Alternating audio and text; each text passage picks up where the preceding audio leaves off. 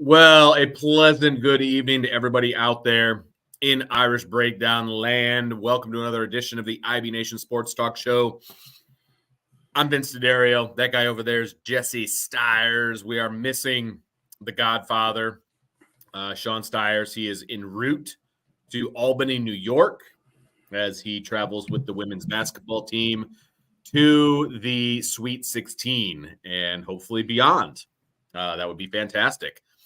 So, stay tuned because Sean will be back from New York tomorrow night for the show. And then I believe Friday, we're not going to have a show. I believe that is the case. Does that sound right, Jess? That was confirmed, I believe, last evening. A lot going on Friday. Yes. It is technically a holiday, Good Friday. This is true. So. No, this is very true. And I would say Sean is going to be doing the women's play-by-play, obviously, at 2:30. So that would be – and he's kind of beholden to when the team decides to, get back on the bus and head back over to the hotel and all those different things. So it would have been too tight of a window, really, to get him to do it. And then I'm going to be on a recruiting visit with my kids. So just no show on Friday. It is what it is. So you're going to have to enjoy it today and tomorrow. It is a mailbag show, so make sure you get your questions in, and we will make sure we answer everything that we possibly can. But before we start, Jesse Stiers, my resident Giants fan, apparently, how are you doing today? I'm doing well. This is, Vince, you know that I have a ton of different hats, and if you didn't know, now you really know that I have probably like at least 50 fitted hats, and so I collect every MLB team.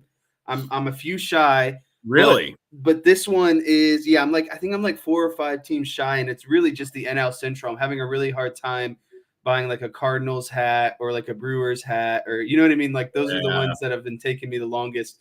But long story short, I did some inspections today, stormwater inspections for work. And this is the hat I always wear when I go out. So it's just kind of one that's like, it fits nice, beat up a little bit.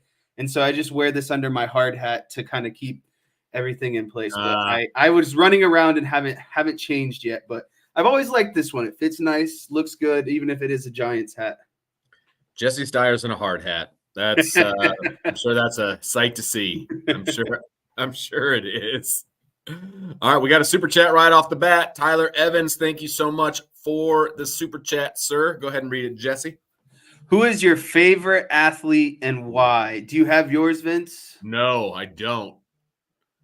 I mean, I've got favorite athletes that I enjoy watching, obviously. I love watching Jordan do his thing.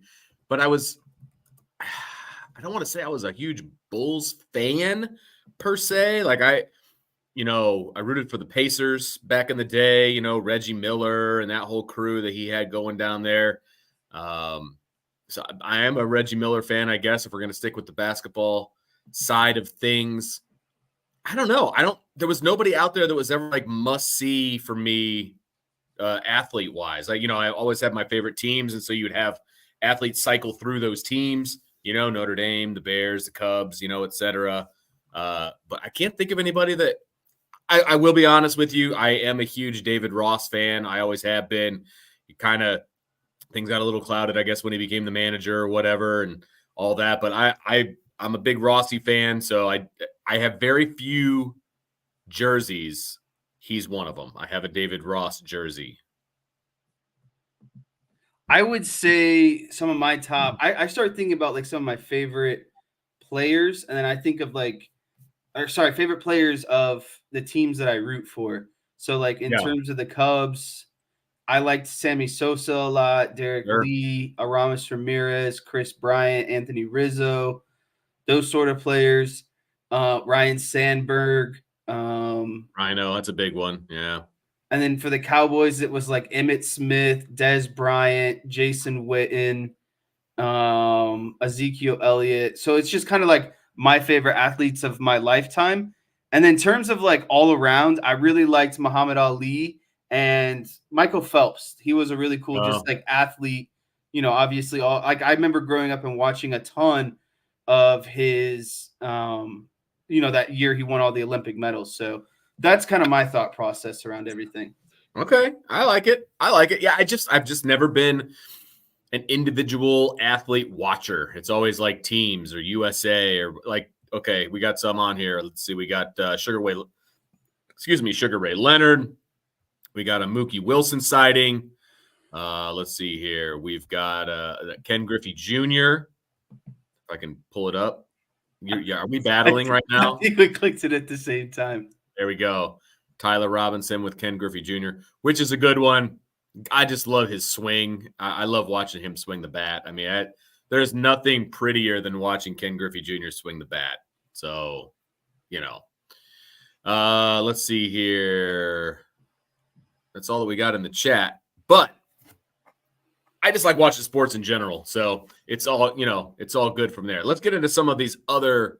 Oh, questions. David Ortiz was up there for me as well. Oh, okay. All right. I don't know. I never liked the Red Sox because I appreciated the fact that they were losers like the Cubs, and then they started winning a bunch and the Cubs were losing. So it's like I can't like the Red Sox. I have a lot of personal bias when it comes to the teams that I root for and things like that. So I will say that much. All right, first question out of the gate from Salty. Notre Dame is beginning to get time at wide receiver for one or more running backs expanding their roles in the offense. Do you like this idea? If so, which RBs would you pick? I do like this idea because especially in I think Denbrock's offense and more of kind of, spread out offenses, you want your running backs to have the ability to catch the ball out of the backfield. And so if that means that they're working at wide receiver drills, or maybe they line up in the slot and motion into the backfield, or maybe they line up in the backfield and motion out to slot, I don't think it hurts to have comfortability, lining up as a wide receiver, catching the ball at the wide receiver position, because ultimately what you're trying to do is get your most explosive athletes in the open field. And so if you feel like you can accomplish that with your running back in the slot or in the backfield, whatever it might be, I'm all for it. And so in terms of guys that I like the most, I mean, it would have to be Jeremiah Love, just because of the explosiveness and the ability to get in and out of, cuts and breaks the quickest out of, I would say, the running backs. Well, and he's got the most versatility, I think, when it comes to the running back room. And I mean, he's the obvious choice. He was the one that was working with the wide receivers, I guess, today at practice and all of that, which I'm all for. I mean, it doesn't mean he's becoming a wide receiver. That's not what it means. It just means they're getting him used to catching the ball from that position, from that vantage point, things like that.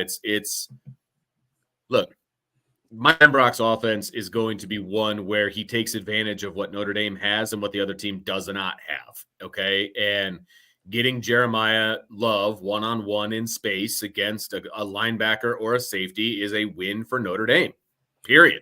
It's just matchup scheming, trying to find mismatches as much as possible. Right. Absolutely. And so I think Denbrock is going to do a very good job of exploiting those mismatches and those advantages for Notre Dame.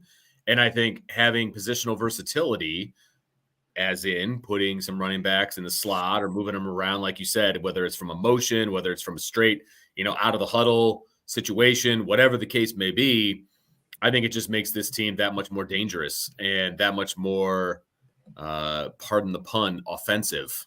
Like this offense has all the makings of being a dynamic offense. And so you want to get your dynamic playmakers with the ball in space. Okay. Does that mean handing the ball off? Does that mean throwing them the ball? It means all of the above. So, a guy like Jeremiah Love, get him out in space, man. I absolutely love, again, no pun intended, that idea. Get him out in space. Let's see what this offense can do. Yeah, I'm all for, a lot of these guys come out of high school as athletes, right? And so that's ultimately what they are. Yeah, and so I almost think of it as, a baseball player, the 5-tool baseball player. You have, arm strength, speed, fielding ability, hitting ability. And that's sort of the things you think about in terms of an offensive player is, can he run the ball? Can he catch the ball? Check. It just allows you to be that much better of an all-around player. 100% agree. 100% agree. All right, we got one that kind of coincides here from Joe Allen. With Love practicing with the wide receivers, will that potentially even him out for yards ran versus yards received? I'll go first on this one. I think his yards ran for will outweigh his yards received. I think it'd be like a 2-to-1 ratio. So for like every 500 yards rushing, he has like maybe 200 yards receiving. I don't know. How does that sound to you? No, I think that's pretty accurate. Look, he's going to be a weapon out of the backfield, obviously receiving the football, but he's going to get his most touches from the backfield, getting the ball handed off to him and all that. And I realize receiving yards are easier to come by than running yards, but he's going to be breaking some plays too from the backfield. So I wonder if screens count as receiving yards. Well, it depends on where they're caught. I mean, he's going to have his fair share of receiving yards. I do not think that they will be even. I still think the rushing yards are going to be probably double what the passing yards are, if not a little bit less. You know what I mean? Like you said, 500 to 200. I think that's a pretty good ratio, honestly. But that, I mean, how do you cover them? You know what I mean? Like that's going to be the best part about this is he's going to be a weapon out of the backfield, no matter whether you're handing it off to him or you're throwing it to him. So I could care less what his stats are. The only stats I care about at the end of the day are the W's and the L's, and he's going to contribute to a lot of W's. Yeah, I mean, just imagine, defensively trying to scheme against a personnel set that could potentially have Faison, Mitchell, some of these other wide receivers on the field at the same time. That's to me what it's about is personnel groupings, getting them on the field and trying to figure out, okay, well, if you want to account for Love, what does that do to Faison? Are you leaving him in single coverage, etc.? And I think that's the most exciting thing for this upcoming season in terms of Notre Dame is they have a ton of explosiveness and guys with, a lot of talent at wide receiver and running back, but how are they working them together to get the matchups that they like? Yep, absolutely. And it appears that is going to be the case as we go along here. All right, how about another one from our buddy Salty? Sam Piddleton and KVA were practicing with second team at center and linebacker. What are the odds that they are on the first team by September? Side question, why center for Sam Piddleton? I'll let you take that one. I don't know much about Sam Piddleton to start. So, I mean, I think they're just trying to fill out the depth chart, to be honest with you. I mean, I don't know that Sam Piddleton is going to stay at center. The problem for Sam and everybody else which is a good problem, but the problem is there's just so much talent on the interior for the offensive line. And so they kind of settled on him being a center. Ashton Craig is going to be the starting center. I don't see that changing anytime soon. And he's got a bunch of eligibility left. So does Sam Pendleton. And so, you could see Sam Pendleton working as a guard. You could see obviously working as center, but he is a placeholder at the moment because they need somebody taking second team snaps. I mean, that's just, the way it goes. So I just don't see Ashton Craig not being the center once we roll into the season and we roll into fall camp and, all of that. I think that's going to be a very, very difficult person to unseat. And then as far as KVA is concerned, practicing with the second team, what are the odds they're on the first team by September? I would say very low. Yes. To be honest with you, I don't see a true freshman, breaking his way into the starting lineup because, he's practicing at Mike last time I checked. And that means that Drake Bowen, is not going to be your starter. So what happened to him? You know what I mean? So, I think Drake is a very, very good middle linebacker. I think he's the guy that you want at middle linebacker. Could KVA get some time at will, eventually? Sure. Could he take over that starting spot maybe by the end of the year? Maybe. But I just don't see that being the case in September. I would be shocked if that was the case, especially considering the schedule that Notre Dame has in September. I mean, you're setting guys up to be successful in September, and he would have to either take over a starting spot because he's injured or take over a starting spot because he just was way better than the other guy. and I don't see Notre Dame faltering in September. So that's more the issue as well. I mean, there's guys ahead of these two that are really good. Yeah, I'm going to echo a lot of what you were saying. Sam Piddleton, I don't think he has really any chance of being a starter at any of the offensive line spots come the start of the regular season. I think you're seeing him work along the offensive line at different positions because, quite frankly, it doesn't really hurt for offensive linemen, especially kind of, between guard to guard, so guard, center guard. It doesn't really hurt for those guys to practice at other positions because of, what if someone goes down, right? And it's unexpected. You need to place a guy here, and maybe, you're kind of moving pieces around for what you've got. And so it doesn't hurt to have experience, especially at the center position, because if someone goes down at center, again, you just don't know what combination they're going to do, but it helps to be well-versed at all the positions because that means you're a guy that can step in essentially. And I think that's kind of what you're seeing with Sam Pendleton. Well, I think they're going to have the best five on the field. I mean, at the end of the day, we're talking about offensive linemen, and I love that strategy as long as, the best five can handle the position that they're put in. You know what I mean? But, they're going to put guys in positions to succeed, and the quickest way for him to be second on the depth chart is at center right now. Right. You know what I mean? And so that's where they're going to put him. That doesn't mean that he's going to be stuck at center for the rest of his life at Notre Dame. But right now, that's where they've got him running. And again, he's got a tough task ahead of him to unseat Ashton Craig. I have a hard time seeing that particular thing happening. So yeah, and then in terms of KVA, it's going to be extremely hard for him to learn a defense on the fly, become the starter, and be, essentially the signal caller of the defense as well. It's just going to be a lot in 1 year. And like you said, what it would mean something happened to Drake Bowen, and I think. I know Drake Bowen is, his time is split right now with baseball, but that's really kind of another opportunity. I think why you're seeing KVA up the depth chart so quickly is, he steps in essentially when Drake Bowen can't. And so they're both getting a lot of valuable reps at the middle linebacker position. I think, and it's just kind of, and I know you and my dad did that show a few weeks ago, kind of ranking position groups. That's why there's so much doubt at the middle linebacker position. It's just inexperience. I think the talent is there. It's just a matter of it's a lot to do it's a lot to put on the shoulders of a young player. 100%. And look, Drake is a young player too. You know what I mean? Like he's got a lot of football left in him as well. I think eventually you're going to see both of those guys on the field at the same time. Now, whether that happens in 24 or whether that happens in 25 and beyond is a different conversation. But I think eventually that's what they would like to work themselves up to. I just don't know that that's going to happen in 24, especially in September, which is what this question specifically asked. So I think that would be a tough sell for that to be the case. Okay, let's see here. This is an interesting one that you might have to think about for a minute. If you could alter, change, improve one thing about this team/staff, what would it be aside from making T-Guns a Penn State fan?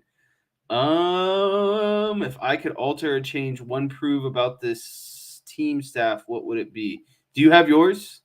No, because I'm kind of going through the coaching staff in my head right now, and I'm trying to decide, who don't I like or who don't I want? I mean, look, I would love to replace Joe Rudolph with Harry Heastan, but that's obviously a pie in the sky. Yeah, I thought about that. Yeah. And that's nothing against Joe Rudolph. It's just he's not Harry Heastan. Like that's not many people are. There's kind of a hierarchy there, and he's towards the top. So I would love to do that if that was a possibility. Let's see what else. I know what mine is. What do you got? I would love a stud at the Viper position. Okay. I like that. I feel like the Viper has been a question mark recently. And sure. I feel like the defense could go up another notch with a stud at Viper. I don't trust Botello. I don't trust, Junior Tuihalamaka. I don't trust Bobakar. I want like a certified, someone you can count on, right? Someone who's going to, I don't even need tons of sacks or anything like that, but like pressures, hurries, getting the ball out, all of that stuff. I'm going with the stud at Viper. Okay. I like that. I like that a lot. I wish I could just like wave my magic wand and there would be no injuries. That would be nice. And then you just can actually play with a video game version of the roster. Like that would be fantastic if you could just do that. There's some off the field people I would love to have a conversation with or replace, but I'm not going to get into specifics there. I was going to say, this is kind of a trap door question. It is a trap door question. Yes, 100%. You know what? Here's what I'll say. As far as off the field is concerned, I would love for them to hire some more analysts, some more, some more guys like that. Breaking down tendencies, making sure you're not getting predictable, that sort of stuff. Yes, absolutely. That is something that I would like to do. This is like the obvious answer. Everyone wants a Trevor Lawrence at quarterback. Trevor Lawrence is a generational quarterback. I mean, you could almost say a decadal or whatever quarterback. Like he is right. I mean, he's a once in a generation type of guy. And yes, everybody would love to have that. I also wouldn't trade Notre Dame's quarterback room right now for a lot of other quarterback rooms. So, I think Notre Dame's doing okay in the quarterback room area. But yeah, are you kidding me? I would, of course, trade the whole room for Trevor Lawrence. Yes. No question. Yes, 100%. I guess it does answer the question, right? It does, which I'm totally cool with. Okay. Let's see. We can do a recruiting one. This is more of a I hadn't heard about this, but it says the Deuce, in regards to Deuce Knight, is recruiting hard for the Irish. 4-star wide receiver Javon Boggs just recommitted from Ohio State. Deuce Knight posted, "Irish fans, stay tuned shortly after. Any chance?" ? He decommitted. I think he got the old spell check got him on that one because he decommitted earlier today. And I know that Boggs, Notre Dame is on the list. Now, where they fall on the list is anybody's guess. I mean, let's see if he actually visits and does all the things that would make you think that he has Notre Dame, as a finalist and all of those different things. I think I heard that Missouri is a big school for him. I think I read someplace that that Notre Dame is part of the mix. They're in the mix, but I think they got some work to do. And so we'll see what happens. Is it possible? Is there a chance? Come on, man. There's always a chance. There's always a chance. Ask Jim Carrey. There's always a chance. In terms of, Boggs, like you said, we don't have any insider information of whether or not he's going to you and I don't. Yeah. Right, coming here or not. But I think the part that I'll answer from this question is I think it's really cool that Deuce Knight is recruiting so hard for Notre Dame, and he's not even at Notre Dame yet. He's just committed, right?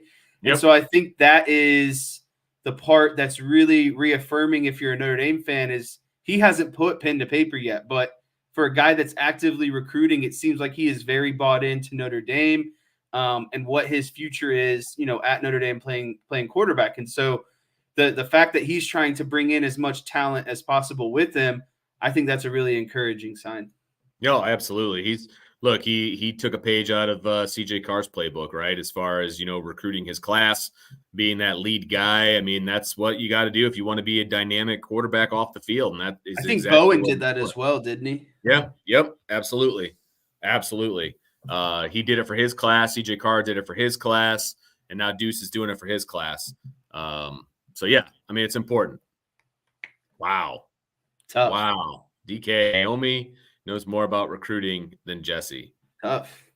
I mean, he may be right. I don't know what your knowledge is on recruiting. I have none.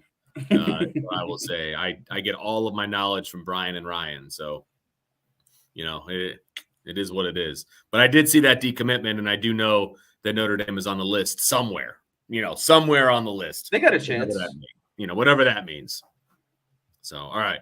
Let's just go right down the list here. Oh, well, Joe Allen, I mentioned that on Friday I'm going to be on a recruiting visit with my kid.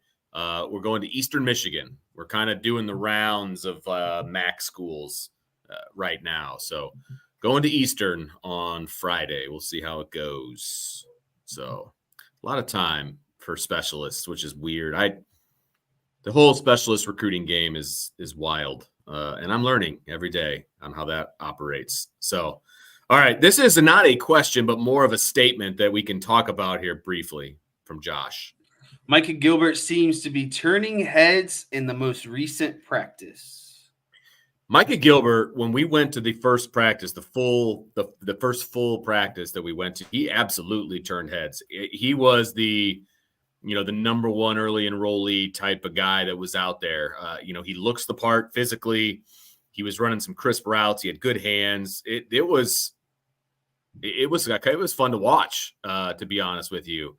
He wasn't the freshman wide receiver that I was anticipating being impressed with going into that practice, with Cam Williams being there and everything else. So Micah Gilbert might see some time. I mean, I know that there's, a bunch of transfers and there's guys with experience and all of that. And he's going to have to work his way up the depth chart a little bit, but he turns some heads when you see him play, Jess. You're going to be impressed with him in the blue gold game, even if it's just from a, looking at him standpoint and watching him standpoint. I think he's going to turn some heads for sure. Speaking of blue and gold game, Vince, I don't know if I've told you this, but I will be probably in attendance for that game. Ooh, are you really? Yes. Man, do we get you credentialed, or are you going to be in the stands? I don't know. We haven't gotten that far yet. That's a good question. But all right. Well, you might want to reach out to the boss man. Yeah, I'll be in town that weekend as I voyage on to Chicago for a Cubs game later that week. Nice. Very good. I like that. Now, of course, DK has to rub it in. He says, Vince, you'll only be 5 minutes from Ann Arbor. I looked at a map, and I realized that I will be making sure that I stay as far southeast as I possibly can. Wait, what was the school again? Sorry, I completely missed it. No, it's okay. Eastern Michigan. So, okay. Ypsilanti.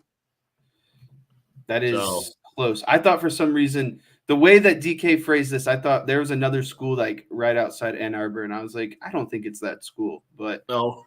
That's why I had to do a double take. So I was like, I'm pretty sure it's not what I'm thinking. So yeah, no, yeah, you're all good, and so we'll be in Ypsilanti, and I'll be staying as far away from Ann Arbor as I possibly can. So we'll see how that goes. But let me star that one here real quick and go back over here. And DK has a question. Is there anyone on this roster that you'd move to another position to get him on the field? Who, why, where? If you can't answer this, it's a good sign of depth and roster management. I mean, this is a really good question because I do believe that depth and roster management is about as good as it's been in a very, very long time at Notre Dame. I think, man, I wouldn't mind seeing, we kind of talked about it already. I wouldn't mind seeing KVA get some time at will just to see, how he does out there. I know he's kind of a natural middle linebacker, Mike, but I would like to see him out at will, especially if you're ever planning on having him and Drake on the field at the same time. I think that could be something that you could play with a little bit. I still want to see Clarence Lewis at safety. I mean, I've been saying that for years. I know Brian's been saying that for years, but I still want to see that. I just think, with the depth at safety right now, it's good. It's just not deep, right? I think they're pretty solid 1-2, but I think that, Clarence Lewis could extend that depth a little bit. So I'd like to see him at safety. So those are my two, and they're both on the defense. So there you go. I like what you were saying about KVA. I would like to see how you could potentially get KVA, Osbury, Bowen or Snead all on the same field, maybe next season. I don't know.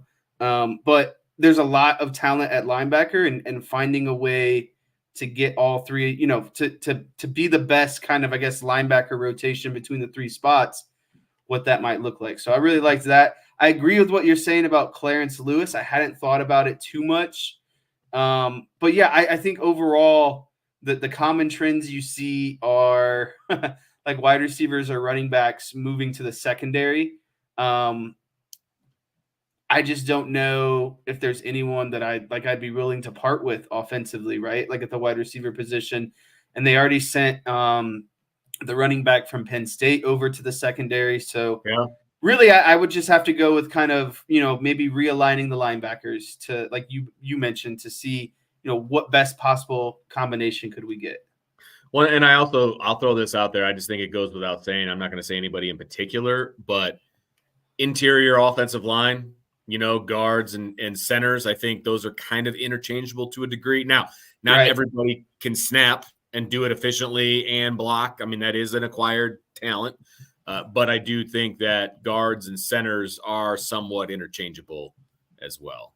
Yeah. I don't know that Snead is good enough in space to be a safety personally. Maybe a safety that's in the box all the time. Yeah, strong And that's safety. basically a rover. So, Right. yeah.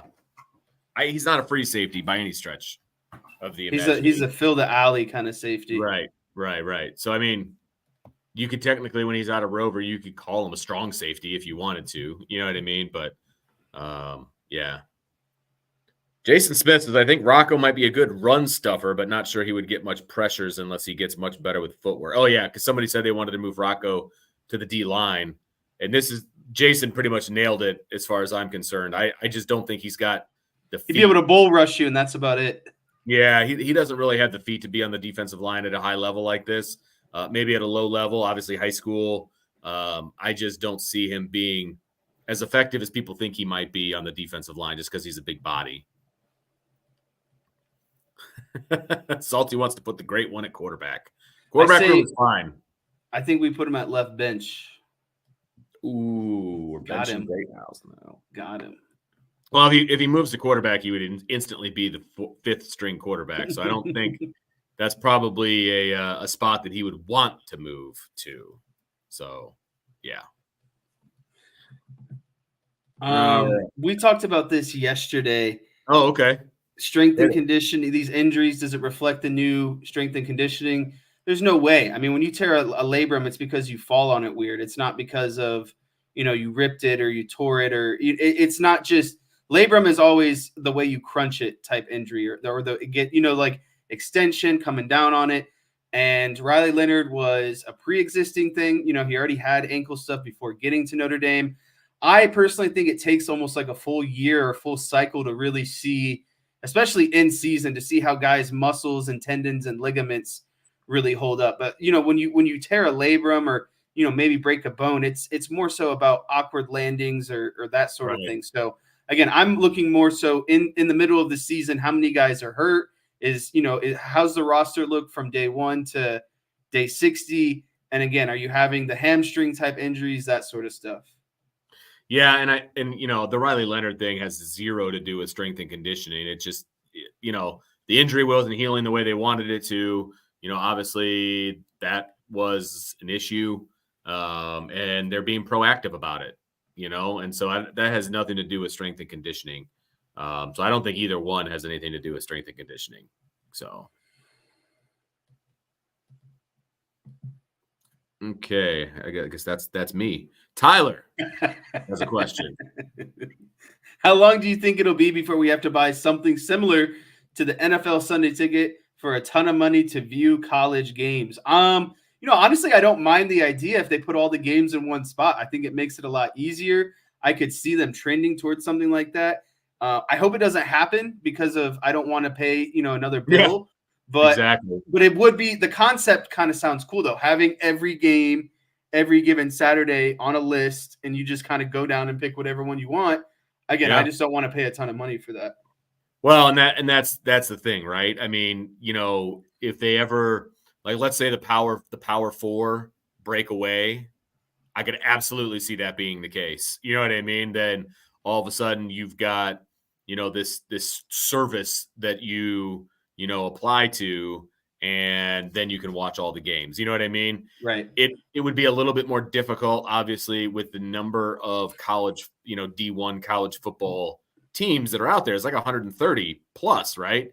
And so, that would be difficult. And you already have to pay to watch a lot of those games anyway, ESPN Plus or, something along those lines in order to, be able to watch those games. And so, I think it would be difficult right now, but I'll tell you what, man, we are absolutely trending in that direction. I hate to say it. I mean, that it's it's all about the dollars, man, and it's all about the TV rights and all of that. But now, right now, Fox, NBC, CBS, like they all have money invested, and I don't think that they want to put that on a streaming only kind of a service though either. You know what I mean? And so you would have to look, the people that are going to be making that decision are going to be the TV networks. And right now, the TV networks you can get for free. So would I be shocked? No.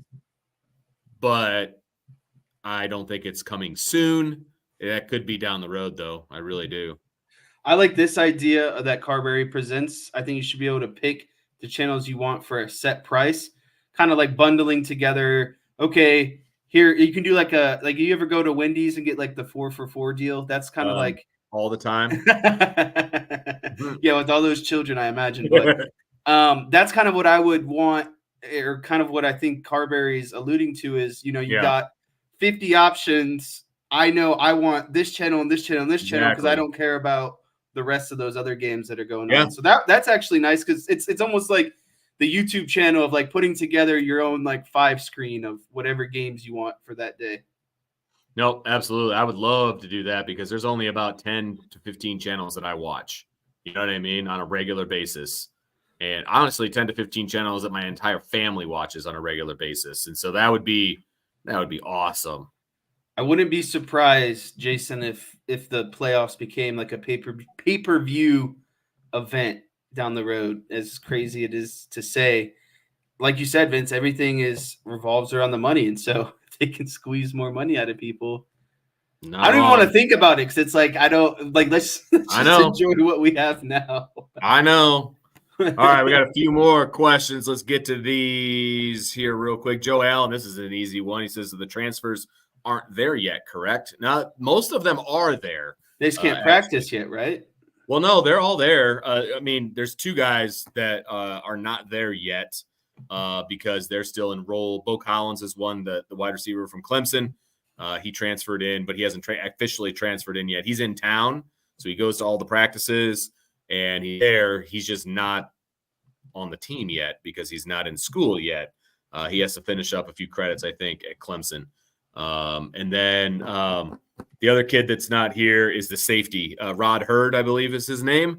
And he's doing the same thing. He is in town. He's living here. He's just not able to practice because he's not enrolled as of yet. All the other transfers are here and enrolled. You talk about the kid from Duke, or the 2 kids from Duke, the wide receivers, there's a lot of kids that are here and that they're all enrolled. So only 2 are not enrolled at this point. So that was an easy one. Up in the Bend, this is kind of a loaded question.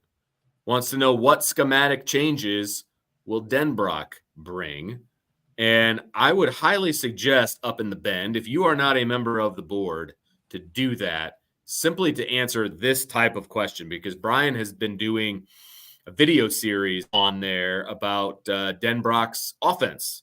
And he's got a great video on there about how Denbrock uses motion to benefit what they want to do offensively. It's a really, really good video.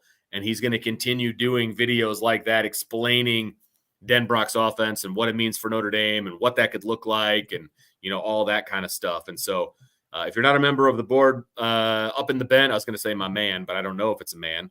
If you're not a member of the board, I would highly suggest you do that. It's boards.irishbreakdown.com, and you can go into it. We just don't have enough time to go into all the changes. It's going to the naked eye, you might not see a whole lot of changes. I think you're going to see more motion. I think you're going to see more shifting. I think you're going to see more 11 personnel. Obviously you're going to see more quarterback runs because of the quarterback, not necessarily because of the scheme, but because of who you have at quarterback.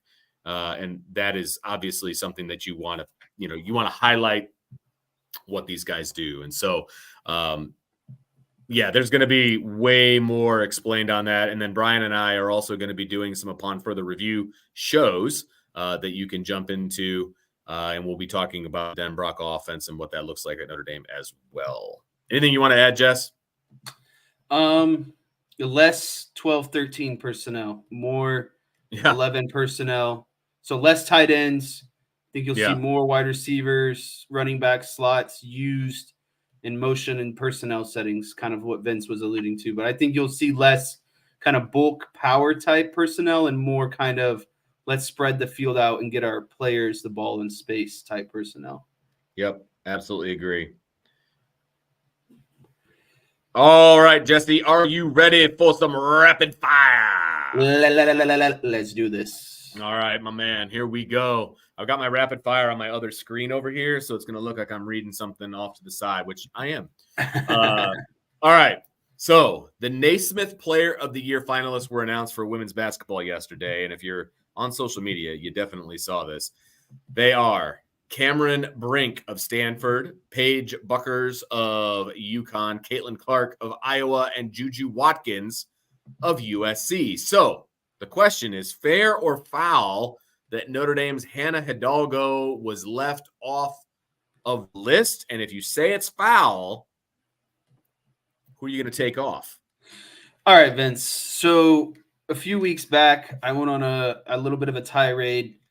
You know, I thought Hannah Hidalgo got hosed out of ACC Player of the Year, being the top offensive and defensive player in the league. So not only do I think that she should have won ACC Player of the Year, but I also believe that she belongs on the top 4 list. You know, I'm cool with keeping someone like Cameron Brink. Her game's a little bit different than Hidalgo. She's more of a big, averages, you know, a double-double per game, around 18 points and 12 rebounds. Sure, she's like a Kitley type player, right? It's hard to kind of compare a guard to a center. Caitlyn Clark, I mean, we all know who Caitlyn Clark is. She obviously would remain on the list. Right.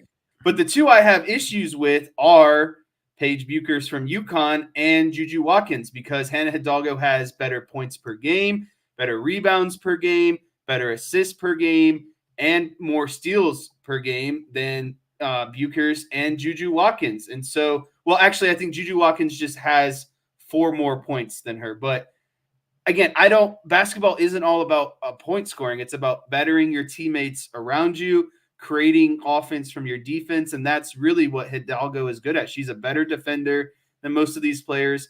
And then, you know, for Buchers, Notre Dame beat them head to head, and Hannah Hidalgo had a far better game because of it. And then, you know, lastly, what I would say is I think Notre Dame has had one of the hardest schedules in the country this season, a top 10 schedule. They play in one of the toughest conferences. They play a really tough out of conference schedule. I don't understand the lack of love for Hannah Hidalgo this season. And I don't know, you can't really say it's because she's a freshman, because Juju Watkins is a freshman on there. So I don't know if it's just because, you know, it's more sexy to play at USC or to be out on the West Coast. Right. I don't know, but I think Hannah Hidalgo is just as good, if not better, than Juju Watkins, and definitely better than Paige Buchers. So that's the end of my tirade. Nope, that's a great tirade, and you basically hit all the points, and that's exactly what I wanted you to do, because you're right on all of them. And our buddy Tyler Horka at one of the other sites, you know, he put out a tweet, and so I'm going to give him credit for it. But he put out a tweet comparing Hannah Hidalgo's stats and Paige Buchers' stats, and she dominates all 4. I mean, points per game, rebounds per game, assists per game, steals per game. And then when they went head to head, Hannah Hidalgo, this is her stat line: 34, 10, and 6, shot almost 60% from the field. And Paige was 17, 4, and 2, and shot under 30%. I mean, they went head to head, Jess. Like, I don't know exactly what else you need to see. And then the stats are better throughout the entire season. So, you know, I would take her off the list in a hot second. I would put Hannah Hidalgo on that list. I mean, seems pretty simple to me. I don't understand why she's not getting the love that she deserves. It just doesn't make a whole lot of sense. Yeah, and I agree with some of what people are saying in the chat. Like, Juju Watkins, great player. Her and Hannah have really good numbers, very similar numbers.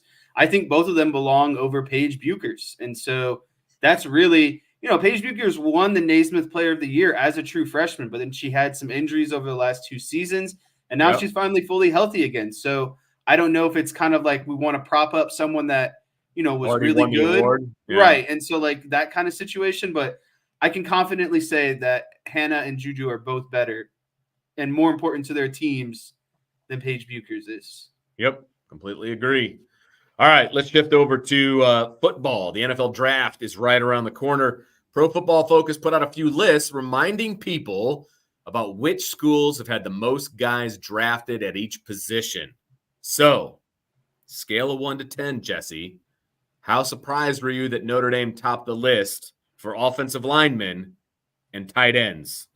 Yeah, so this I'm gonna say 1 being completely shocked and 10 not being shocked at all. I'd have to put this at like a 9.5 out of 10. I really wasn't shocked. It just validated a lot of what kind of the gospel me has been preaching to the rest of the world. Notre Dame was number 2 or I think 1 on tight ends and maybe number 1 again on offensive linemen as well. And so Notre Dame is a factory in terms of the offensive line, and the tight end position is kind of an extension of the offensive line. In my opinion, just a guy who can also catch the ball and is a little bit more athletic. But I just think it's really nice that PFF is doing the work for us and reaffirming to everyone that, Notre Dame, even though they've been in what we'll call a national championship drought over the last, 40 years or so, they still are a very credible program that can turn out a lot of high quality players, draft picks, future Hall of Famers, etc. And so to me, it was no surprise, but I'm just glad that someone else was a more legit source was putting out that information and not just me. I know, right? I mean, look, and this isn't even like an opinion piece. Like this Right. these are the hard numbers. Like these are the numbers, right?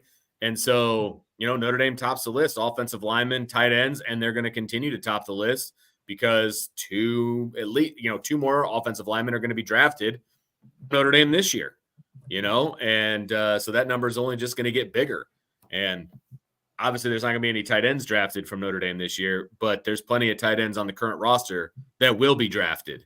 And so, look, I'm not surprised. We always talk about Notre Dame being O-line U. We talk about being tight end U. There's a reason for that. They're really good in college, and then they end up being pretty darn good pros as well, and they get drafted into the pros. And so, look, if you're a GM in the NFL and you need an offensive lineman or a tight end, and you have the opportunity to draft somebody from Notre Dame, you should take that opportunity and you should run with it. And so more GMs need to be looking towards Notre Dame because I don't think there's been a lot of GMs out there that have been disappointed with what they've gotten from Notre Dame as far as offensive linemen and tight ends are concerned. Yeah, I just think oftentimes it goes overlooked because it's not the most sexy position on the field. Everyone gets caught up with, the star running back, the star wide receivers, the star quarterback, the star cornerback, etc. Notre Dame, I think why this goes more so under the radar is they produce out kind of the non-sexy positions, right? Sure. But they're still NFL positions, and they're just as important as the rest of them. You got that right. All right, so another list was put out with the most accomplished college football programs in history. Notre Dame came in second behind Alabama, and it was very, very close. So do you buy or sell Notre Dame as the second most accomplished program in college football history? Vince, I have to sell this just for personal reasons of all of this success happened before I was around. I haven't witnessed or felt what this success looks like. This success is very outdated, in my opinion, and Alabama's is way more recent. I think the only thing that Notre Dame has working for them is what we were just talking about, their ability to get guys drafted and the success of their players at the next level, guys who, are going to be Hall of Famers, guys who are all pro guys who make the Pro Bowl, etc. That has been what more of I have noticed in, my 28 years of being a Notre Dame fan, and not so much the national championships or, the outright championships or the BCS championships. I haven't seen Notre Dame do that. And so for me, I have to sell it because it doesn't feel like they're the second best program in my lifetime, even though they've had all this prior success. You make a really solid point. I was going to buy it just because, not that I was around for all of that success, because I definitely was not. But I was going to buy it because I'm aware of the history that Notre Dame has and, the tradition and all of those different things. And so I was going to buy it as the number 2 team because we're talking from beginning to now. And if that's what we're doing, if that's what this list is, then that's where Notre Dame belongs. Right. And so I'm going to buy it just because of that. Like I appreciate the list. It's one of the reasons that we all love Notre Dame. And so I'm going to buy it. But you make a very compelling case, young blood, for your thoughts on the program.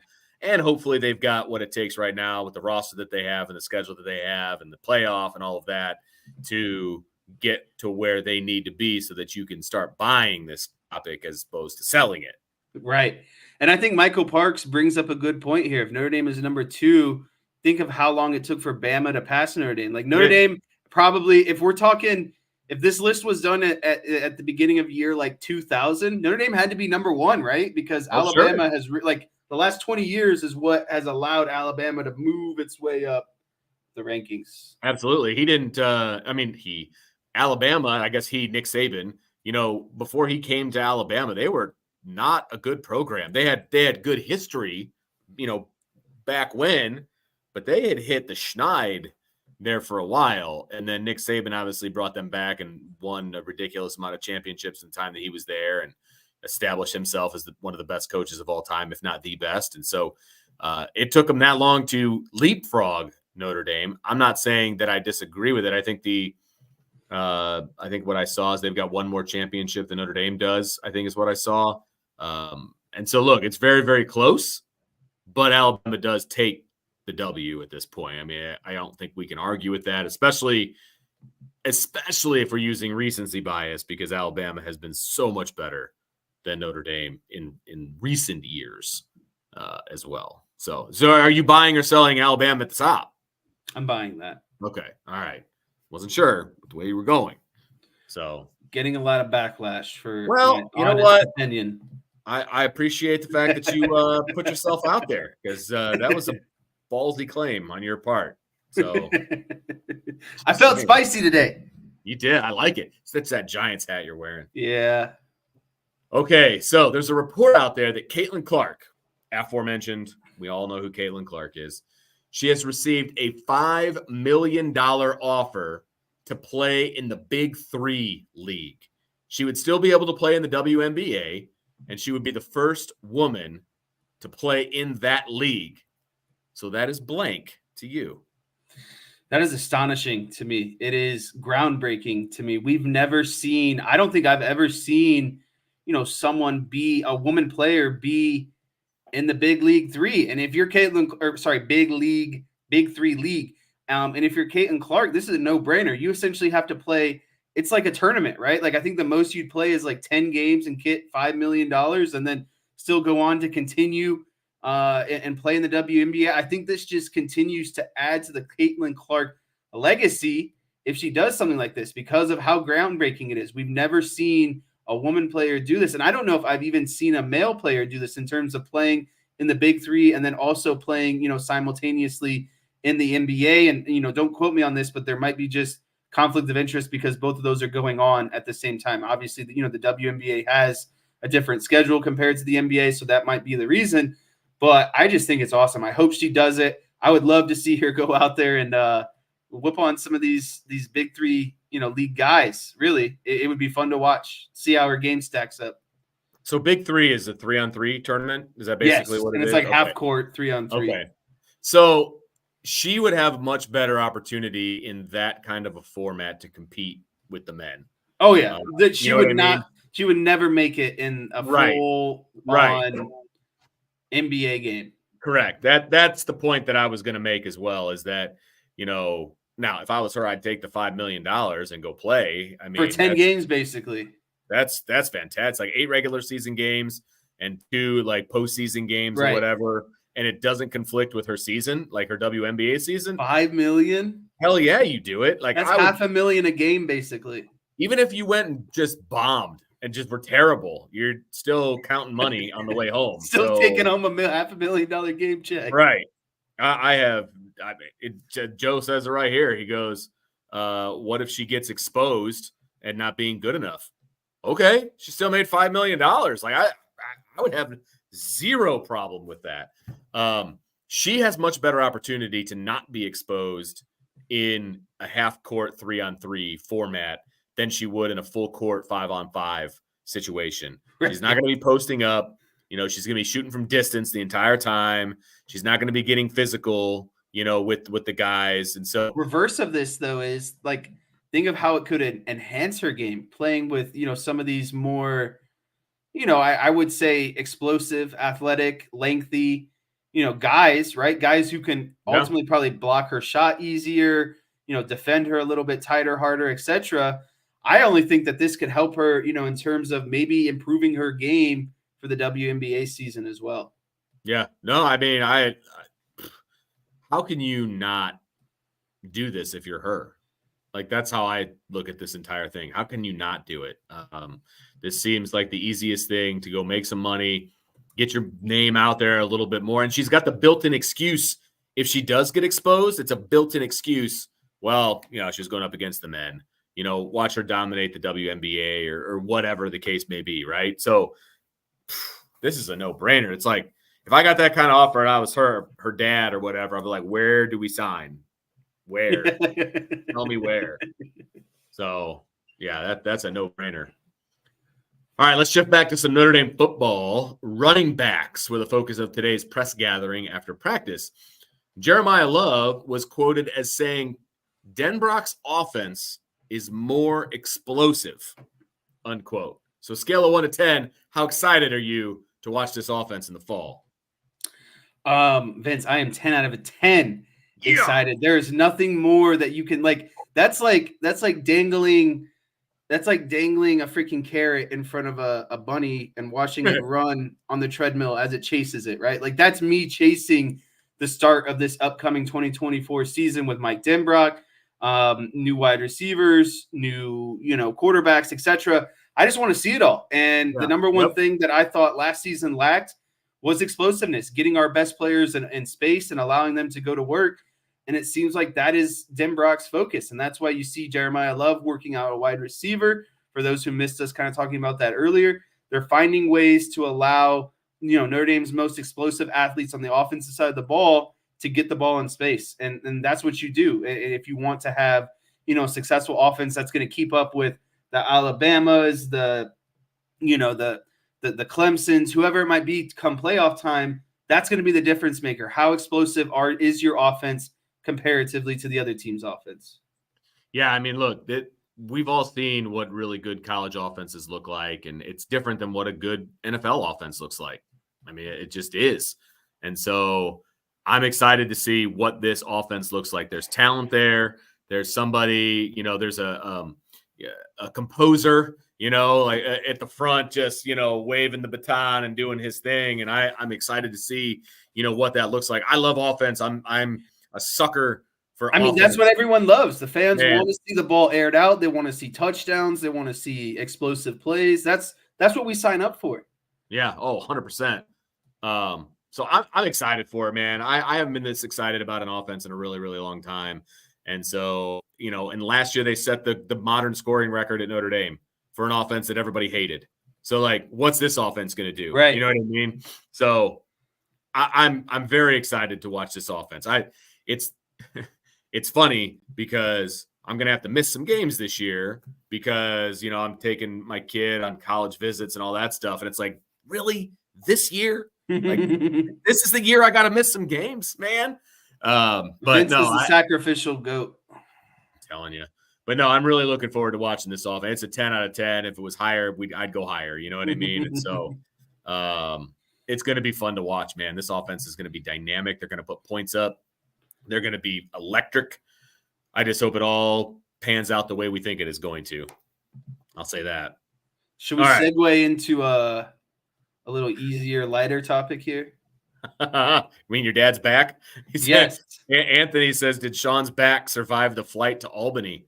So I haven't heard from him since they landed, but I know pre-takeoff, he might have had a couple pocket shots lined up for his back if it came to it. He was well prepared Vince, you missed it yesterday. We had like a 5-minute session, everyone rolling through how they treat their ailing back. It was kind of funny.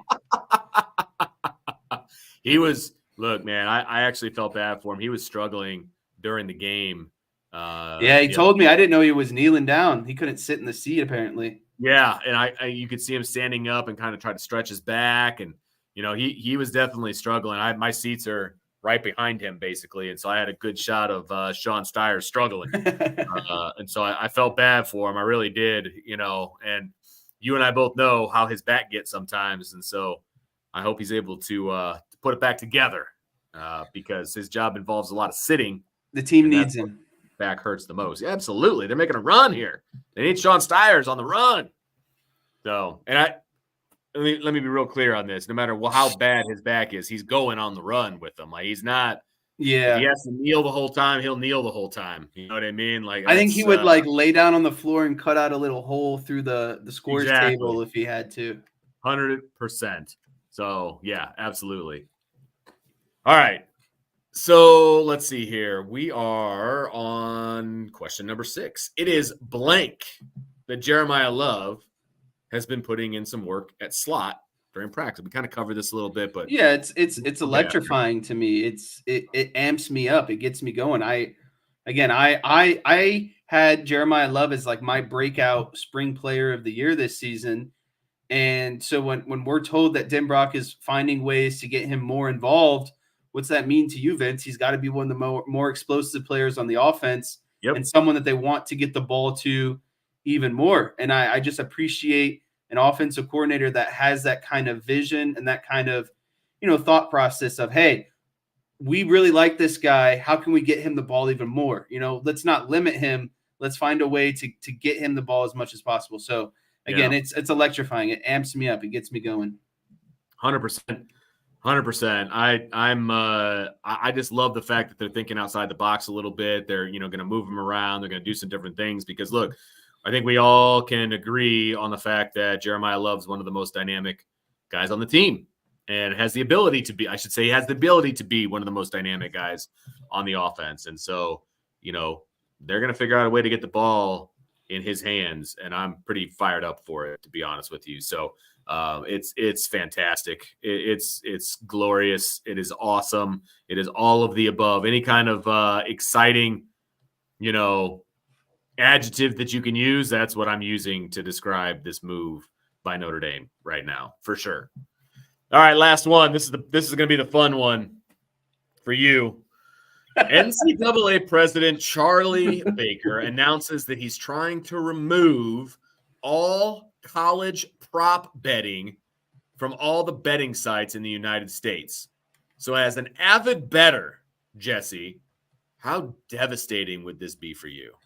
This would be honestly, this would only be devastating in terms of college football. I could give a rat's about college basketball player props, college baseball player props.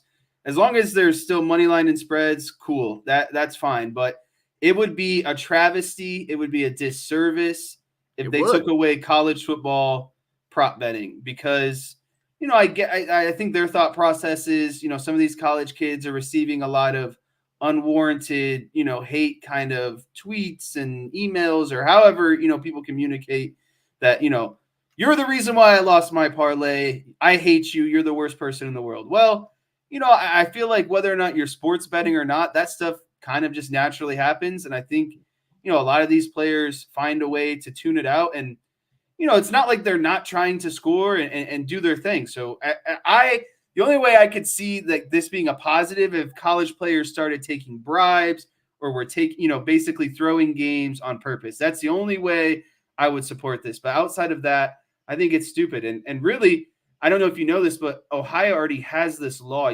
I can't bet on player props for college basketball. I can only do money line and spread. It wasn't like that for college football, but it has been for the entire March Madness.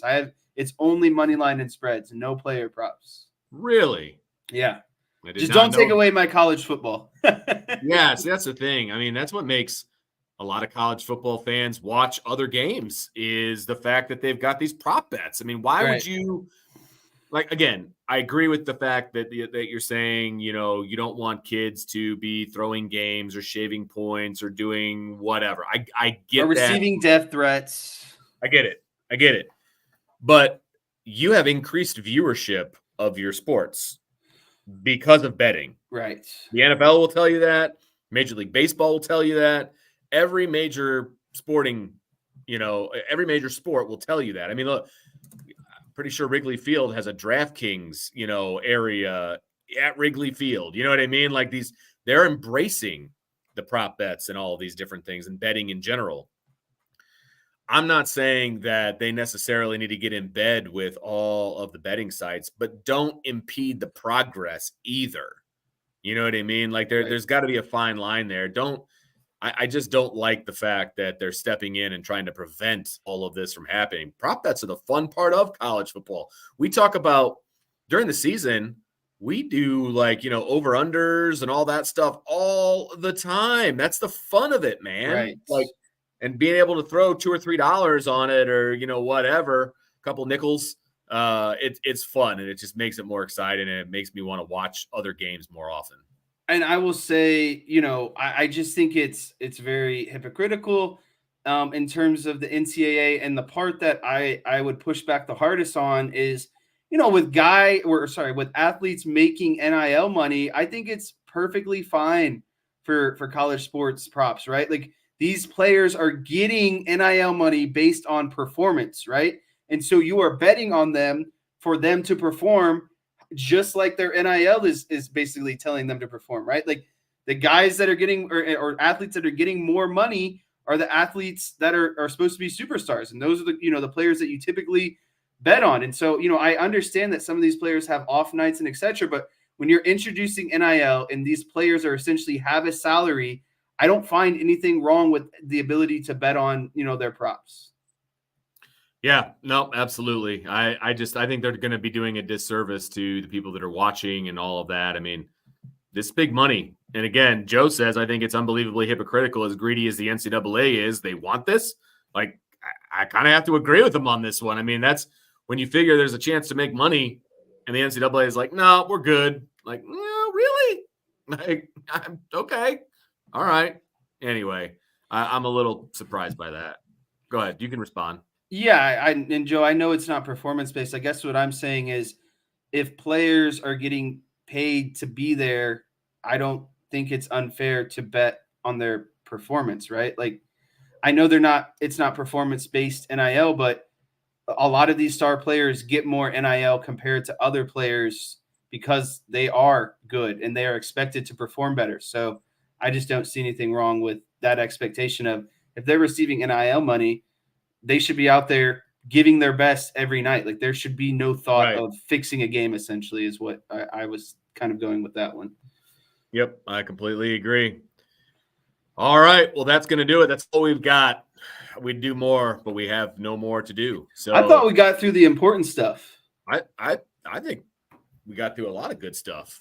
So I think we're in great shape here. So everybody, that's going to do it for today's show. Make sure you hit the like button, the subscribe button, the notification bell, share with your family and friends, all that fun stuff. And don't just subscribe, hit play every now and again when you download or when you get those things downloaded on your phone, that way it actually. I said what people should do is just play it on loop, right? Like just play it on loop in your office. Just let it go, baby. Even if you mute it, just let that baby loop. Loop it up, help us out. And hit a like button here on the YouTube side and all that fun stuff as well. We obviously really appreciate it. And get on the boards at irishbreakdown.com. I mentioned it earlier. Brian's doing a great series on Denbrock's offense video, with him talking over it. It's awesome. It is definitely worth your time. So with that said, for Jesse, I'm Vince, and we will talk to you next time on the Irish Breakdown Podcast. Deuces.